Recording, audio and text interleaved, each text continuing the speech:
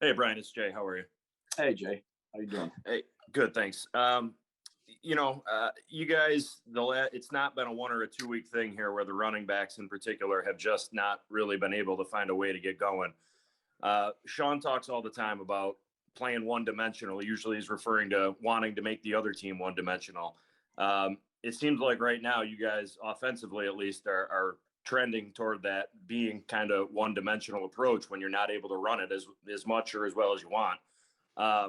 Without getting into scheme, what is the challenge when you're finding yourself being one dimensional to call a game and to move the ball offensively the way you want to?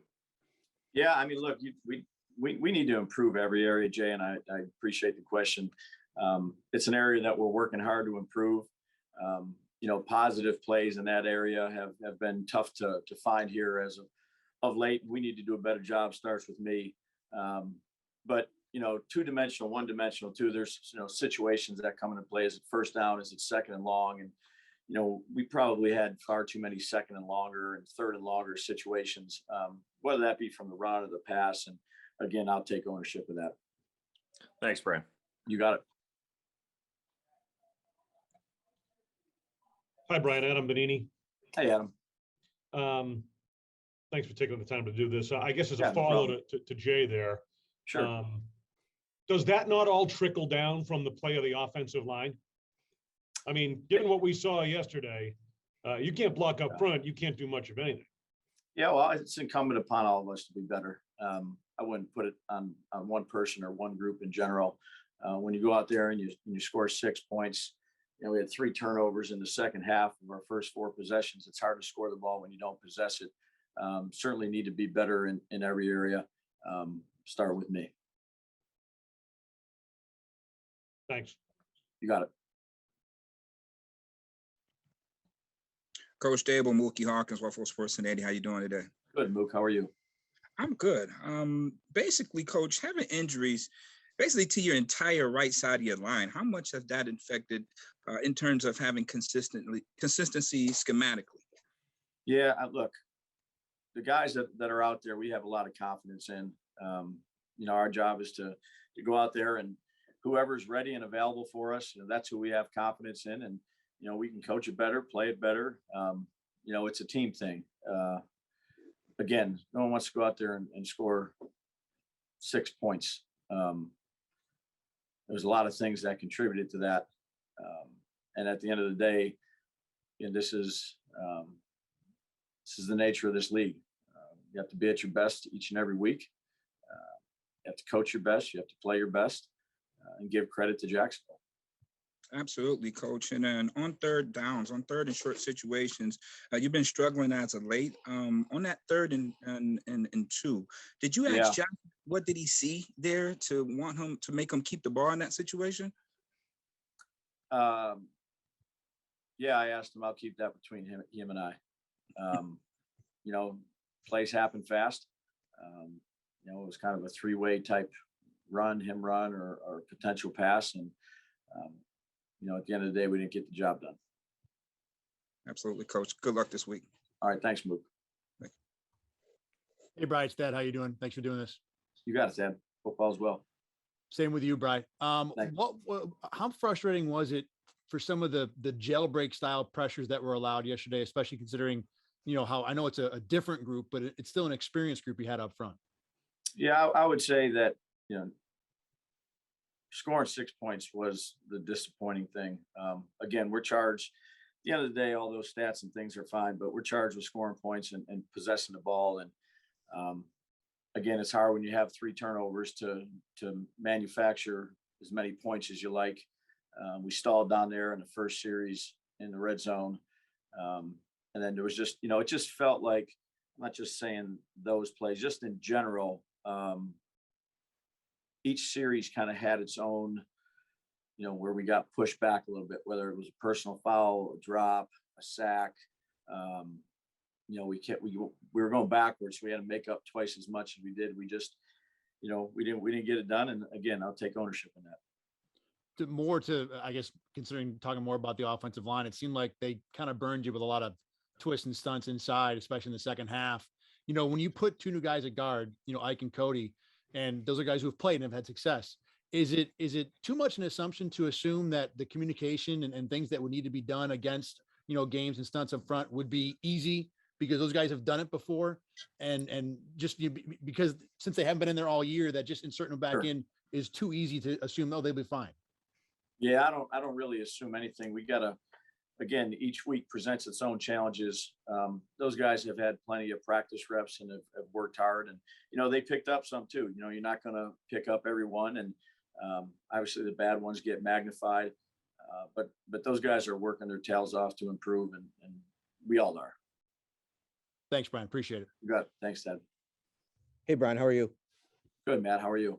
Good. Josh talked a little bit about it yesterday. A lot of teams are playing that too high look and trying to take away the deep part of the field. What do you guys have to do better to execute in the short to intermediate area to make them? I mean, obviously there's some obvious things, run the ball better and, execute plays, make quicker decisions. But from your perspective, looking at the film, what kind of things do you have to drastically change quickly to be better in those areas? Yeah, I think Josh did a good job of hitting his checkdowns when they were dropping back. Motor, I think whatever he had, 7 catches, and a product of that was dropping back and him kind of taking what they give us. Each week we get played differently. There's been a few weeks here where they're playing a fair amount of 2 deep, but this team also brought a lot of pressure. I wouldn't say blitz zero like Miami did in general. They did it a couple times, but it's a team thing. Everything we talk about, whether it's the short passing game, the run game, the protection game, it's all intertwined, Matt. It's not as simple as just it's one thing.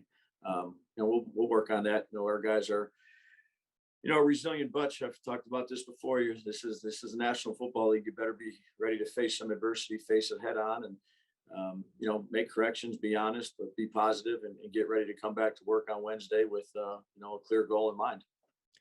I know, this is a tough league and fingers get pointed, especially in games like this, losses like this. How Sure. do you balance, when maybe you said it starts with you, right? Like Yeah. taking the frustration that you probably have with yourself in a game like this, balancing this, and how do you handle that with your team while balancing your own personal maybe frustrations? Yeah, I think, again, I've talked about this plenty of times. I think consistency is a critical factor in leadership. We're judged on results, and that's a fact. But we talk a lot about process within our building, and you're always trying to refine your process. You might not always get the results you want. Most of the time in this league, you don't. But being consistent with the players in terms of how you handle them as people, how you handle them as professionals. No one wants to go out there and make mistakes. We all have work to do. We all can improve. But you have honest conversations. You have truthful conversations. I think team is a strong word, in terms of offensively. Look, we're all intertwined. Offensive line, quarterback, running back, receiver, coaches, and everybody. We preach accountability and responsibility, and I think the leaders have to own it, and that's okay. You're going to have those days. You're going to have bad ones. I hope you don't, but be consistent, be truthful, and be positive, because you got another game here in a few days, and you don't hold on to a win, and you really don't hold on to a loss. You get back on your horse, you work on the things you need to work on, try to do the best job you can at your responsibility, and then you go out there and perform on Sunday. There's only 16 or 17 of these now, and that's why they're so important each week. But certainly, look, we all can do a better job. Again, I'll always take accountability for that. That's my role. Thanks, Brian. Appreciate it. You got it. Hi, Brian. Thanks for taking a break on a long day here to Got do it, Mark. this. Sure. Do you think on RPOs, is there a risk for the offensive line, not yours, but any teams, Mhm. to have a tendency maybe not fire off, play physical when it's a run on the RPO? Yeah, it's an interesting question. There's so much in vogue, particularly obviously in the college game, and now kind of influxed here into the National Football League. You teach it similar to a run. You have to be mindful of where you're at, but again, sometimes those are going to be close calls. And when you have those options, you have a run pass option. It's not necessary. You're always turning a guy free and reading a free. In essence, it's if you got the run, you're trying to get the best of both worlds. Right. Probably a little bit different though, Mark, than necessarily a direct run or something like that. No question about it. Okay, thank you. Yep, you got it. Hey, Brian, John Worrell. Hey, John. Hope all is well. Josh being Josh, and I mean, this is a guy who's a competitor and he rises up to challenges, and especially in adverse situations. How much do you have to remind him to stay within himself in some ways and to not press too much, because it seemed like he was trying to do that yesterday. Yeah, I think, that can apply to any of us. He touches the ball in every play. I've talked about it. You just mentioned it. He is highly competitive. What you're doing is in between series is you're talking through the game and how the game's being played. Obviously it was a defensive game there with not many points being scored, and, taking what the defense gives you. And ultimately he's out there with the ball in his hand and he has to make those decisions, but I have all the trust in the world in him. Right. And just as a follow-up, he's trying to create plays. I guess the interceptions the interceptions seem to bit him in some ways, but I've not seen him so emotionally down after a regular season loss. And how much does this weigh on him, and how much do you have to maybe reassure him, after what happened yesterday? Yeah, at this point in time, he's moved on. He's down because he put so much time in it. We all are. So the day after a loss, regardless of how you lose, where you lose, who you lose against, again, there's 17 of these, and you put a lot of time and effort and energy and preparation and practice into it. And when you don't feel like you did your best, whether it's a win or a loss, but it stings obviously a lot more when you lose. That should get you. If you're a competitor and you care about it the way that he does.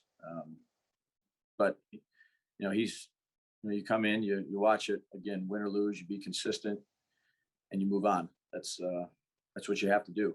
You can't dwell too much on a good thing, and you can't dwell too much on a bad thing. You got to focus on the thing that's in front of you, which for us is the Jets this week. Fair enough, Brian. Thank you very much. Thanks, John. Yes, good afternoon, Coach. George Radney, Challenger Hey, Community George. News. How you doing? Good, buddy. How are you? All right, pretty good. Good. A couple questions, quick questions Sure. for you. When a team is that aggressive on defense as the Jaguars were yesterday, is there any consideration to maybe coming with more screens or jet sweeps, or also the sometimes dreaded trick plays to get a team like that to slow them down a little bit? Yeah, we ran a few screens, a couple halfback screens, and a few things to the receivers, and some draws, and RPOs. There's a fair amount of things that you try to do. We try to do them, and that happens every week based on how you're getting played. All right, thanks a lot, Coach. Good luck You got this it, week. George. Thank you. Appreciate it.